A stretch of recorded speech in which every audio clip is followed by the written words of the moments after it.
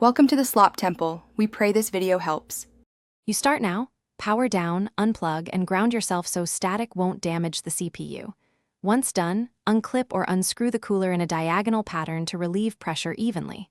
Lift the heatsink straight up. Don't twist to break the seal without spreading paste. Immediately place the cooler face up.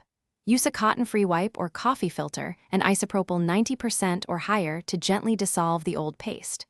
Work from the CPU center outward, removing residue until the metal is clearly visible and dry to the touch.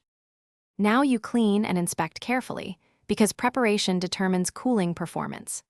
Dab a lint-free swab with isopropyl and wipe the CPU surface in straight strokes. Do not spin in circles that smear residue into crevices. Once the surface is visually clean, check the CPU and socket area for stray fibers, bent pins, or leftover thermal pad pieces, and remove them gently. Make sure both the IHS and cooler base are completely dry and particle-free. This prevents voids. You apply and finalize the job with deliberate steps so thermal transfer is optimal. Place a pea-sized or roughly 3 mm dot of paste in the CPU center. This creates an even spread under pressure without excess squeeze out.